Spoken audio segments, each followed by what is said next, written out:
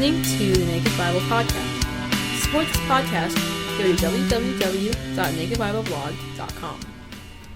Welcome back to the Naked Bible Podcast. In the past few episodes of the podcast series on learning how to really study your Bible, as opposed to just reading it, I've focused on the issue of how critical it is to take the Bible in its own context, not a context that's familiar to us, like modern evangelicalism or the Reformation. I want to transition now to another important area of real Bible study, learning to read the Bible in terms of the various types of literature found in its pages. Now, in academic biblical study, thinking about the type of literature means studying the various genres of literature. A genre of literature can be simply understood as a kind or type of literature. You may not have thought consciously about this, but you already know intuitively that there are many different kinds of literature, or if you prefer, many different kinds of documents or texts. Each of them brings with it certain expectations about what you would normally find in that type and what you wouldn't. For example, think of all the different types of writing you might run into in the course of a day. A letter, a comic book, a newspaper, maybe a legal brief or summons, a blog post, a bill, an invitation to some event, maybe a sales sign or a billboard, a bus schedule, a book, a sales receipt, how about a menu, and so on and so forth. Each one of those, in fact, can be broken down into subcategories. Let's take the sales sign.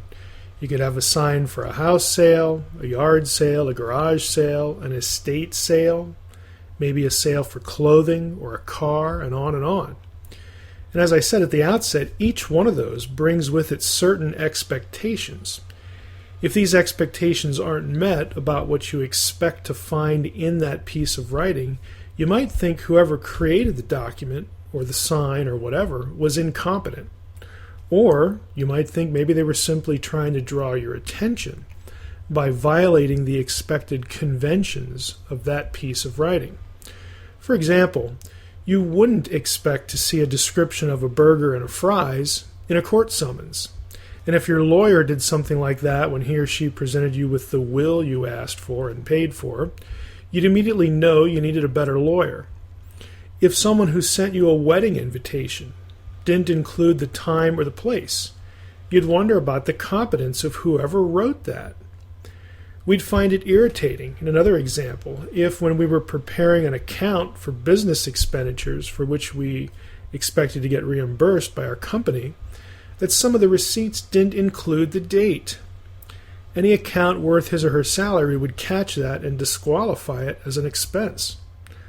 On the other hand, if we were flipping through a novel at a bookstore and noticed that it had a bibliography, something pretty atypical for fiction, that might catch our attention and probably lead us to conclude that the author paid a great deal of attention to historical or scientific accuracy in the course of writing his or her fiction. Examples like that could be multiplied many times over. What I want you to do over the course of the next few episodes is to get you to consider that knowing that understanding the type of literature you're reading within the Bible, and there are many that appear, that those things, those types, are important for interpretation. Discovering what you're dealing with in a type of literature will tune your mind to think about the text in a different and a focused way. You'd surely need the right mindset to interpret a legal document, for example, as opposed to a comic book. The latter requires you to suspend your belief or your disbelief, and the former demands attention to detail and a conscious need for defining terms in the legal world, the world of the author. Your mind essentially braces itself to work a certain way when it knows what you're looking at.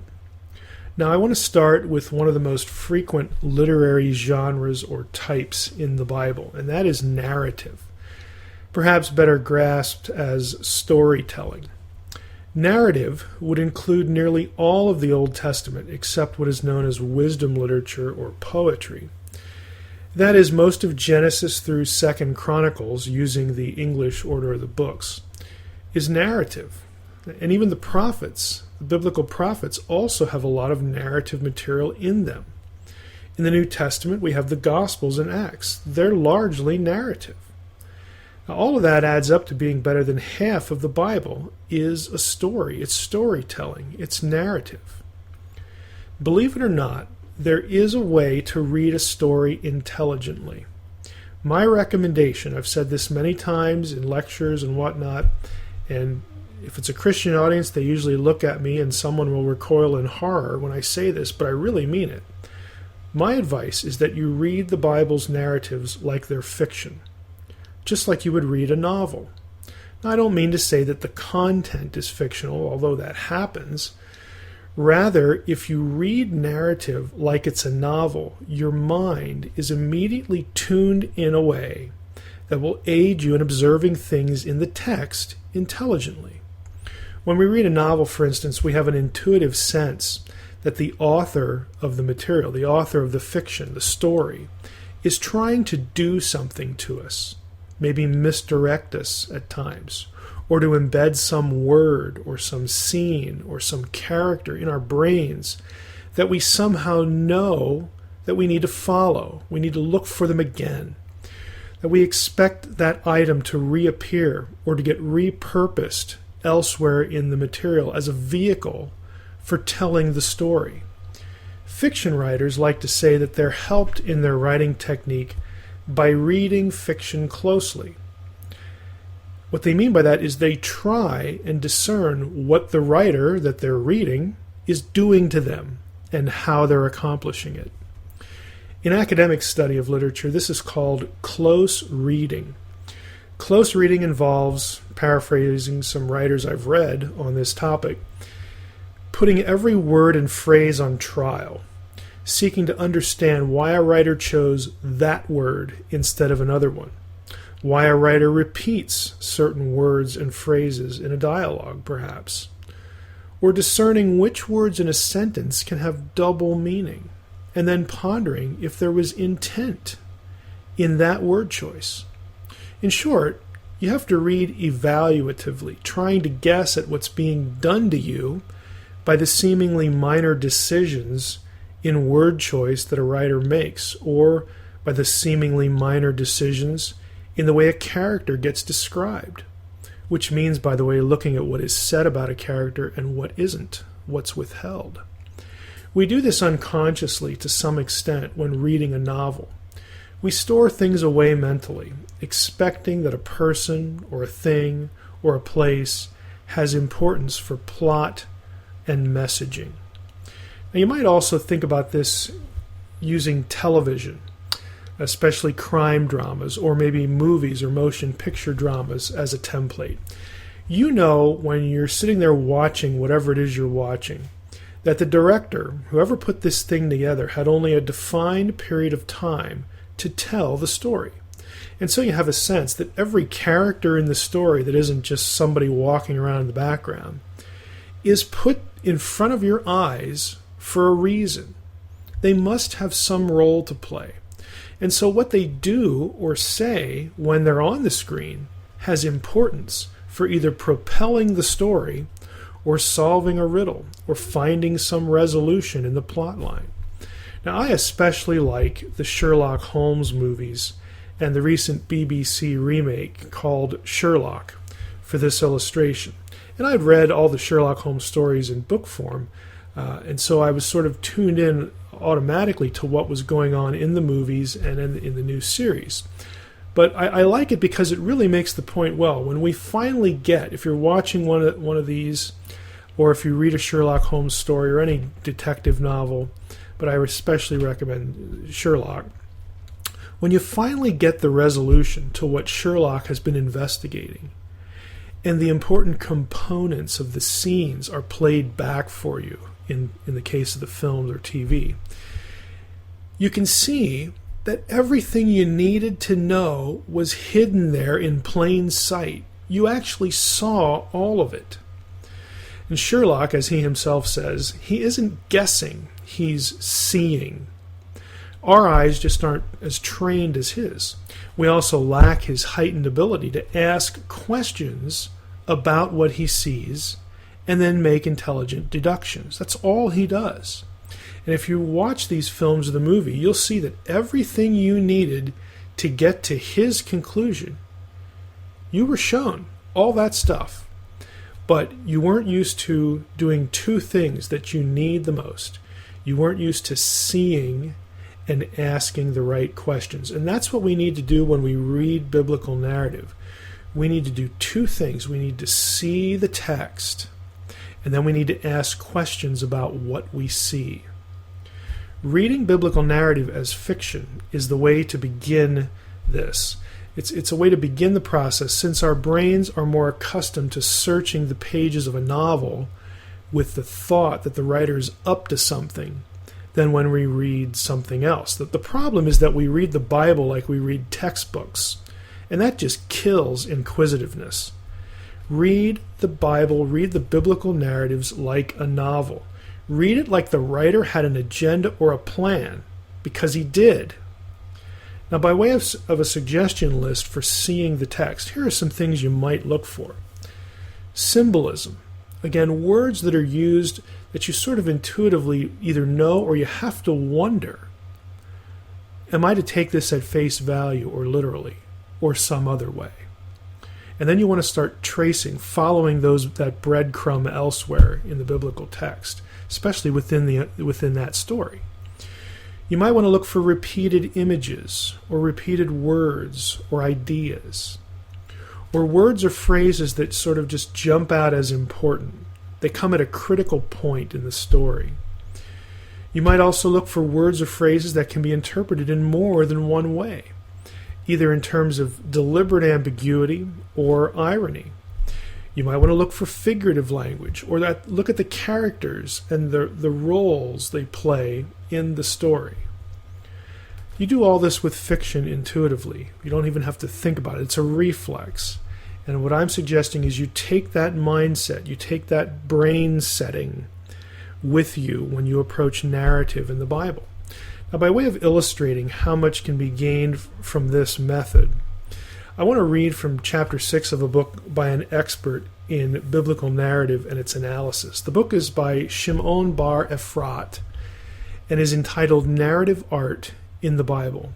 I'll put a link to it under the Bibliography and Resources tab at www.nakedbiblepodcast.com. Now, be advised, it's a scholarly book, but frankly, there's really nothing better for this. Now, our example comes from the first two verses of 2 Samuel 13, which is the tragic story of Amnon's rape of Tamar. I'd recommend opening your Bible right now, or later if you can't, and then listening to this part again. But open your Bible right now and read the whole chapter, 2 Samuel 13. And if you're really ambitious, the next two chapters, the extended story, the fallout. And then come back to these first two verses in the chapter, 2 Samuel 13, 1 and 2, and listen to this part of the podcast again. But for the sake of the podcast, just follow along. The first two verses say this. Now after this, Absalom, David's son, had a beautiful sister, whose name was Tamar. And Amnon, David's son, loved her. And Amnon was so tormented that he made himself ill because of his sister Tamar, for she was a virgin, and it seemed impossible to Amnon to do anything to her. That's the quote. That doesn't seem like much is going on. But now listen to what Ephrat sees, or how he thinks about what he sees, what we've just read.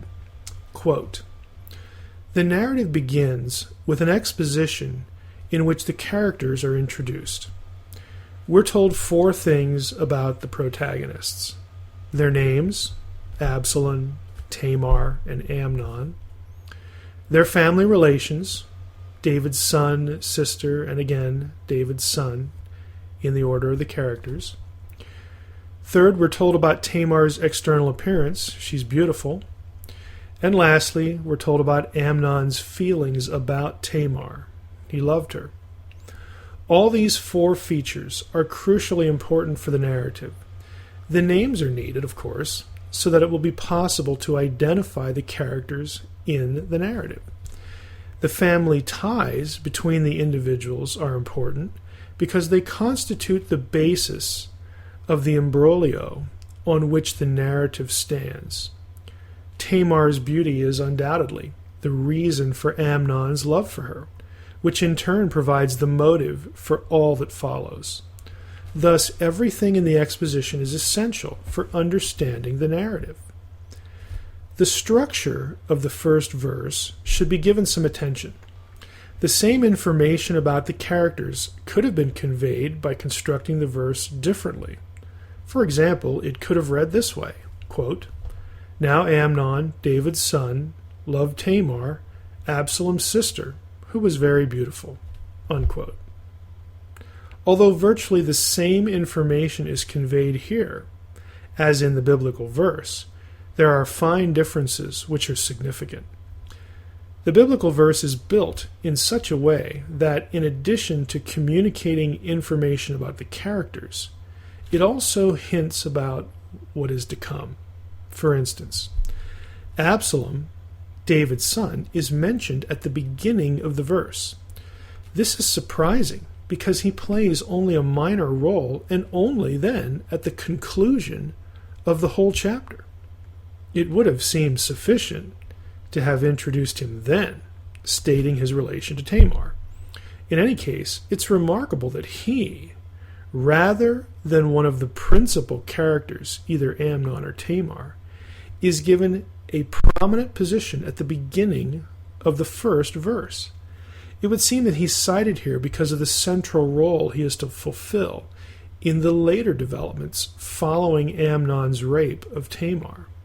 This means that even though the narrative of Amnon and Tamar can be regarded as a separate and complete story, complete literary unit, the opening verse indicates that it only serves as a prologue or a first stage in the chain of narrative units that are to follow.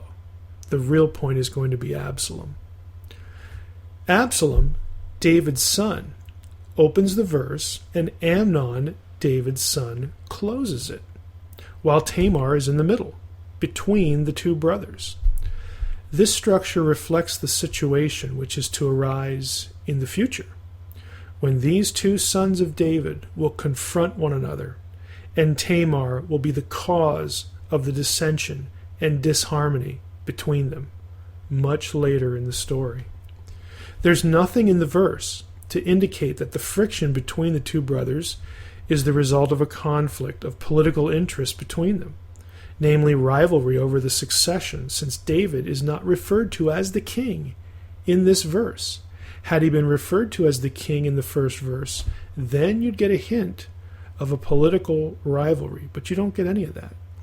Rather, what you're going to get is a table setting, a main event that will cause the tension between these two. The tension between Absalom and Amnon is based on family ties. Tamar is the axis, and her two brothers are at the opposing poles. Going on, now in contrast to Absalom and Amnon, each of whom is defined as David's son, Tamar is called Absalom's sister and not David's daughter. This should be regarded as intimating that she and Absalom have the same mother, even though further on in the narrative, she's also called Amnon's sister by all the characters, David, Amnon, Absalom, and Tamar herself, including the narrator. The reference to her as Absalom's sister is appropriate to what happens later when Absalom, rather than David, acts on her behalf and avenges her humiliation. Unquote.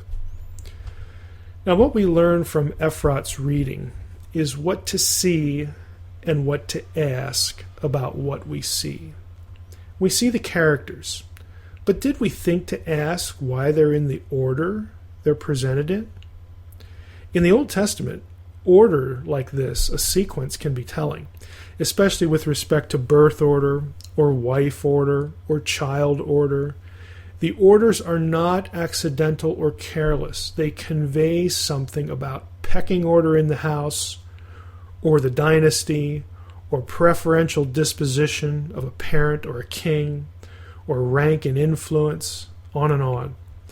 That is, a simple detail like order reveals other details of family dynamics and even ruling dynamics. Further, would we have thought to ask why Tamar is characterized with the word sister instead of David's daughter? Would we wonder, as we read the story, why Absalom just disappears after the first verse? Apparently, he's a pointless reference until the outcome of the story in 2 Samuel 13 and beyond. After seeing the outcome, that David did nothing about the situation except get mad, while Absalom punished the guilty, would that have made us realize that the whole episode is in some way propelling the larger story of Absalom, his antipathy toward David, his father, and his motive for stealing David's kingdom later? I don't know. But if we're thinking like we're reading fiction, we would have these sorts of things floating around in our head. I wonder why I'm reading this here instead of somewhere else. I wonder why the writer chose this word instead of that one. I wonder why the writer told me this but didn't tell me some other things that I would think he should have told me, or that would sort of go here. Why the omissions? Now that's how to read a story intelligently. And we, again, sort of do it intuitively when we read fiction. That's why I recommend read biblical narrative like it's a novel. Now you might think, boy, this is a lot of work. Well, are you here to study the Bible or just read it and forget it? Sure, it's work. But as my favorite quotation about biblical studies says, the tasks of scholars are not for sissies. We all have to start someplace, and you'll get more out of biblical stories if you begin to read them like fiction, training your mind to think that the author is up to something, that it's all deliberate, because it is.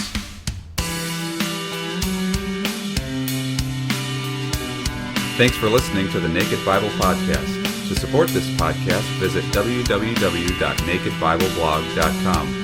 To learn more about Dr. Heiser's other websites and blogs, go to www.drmsh.com.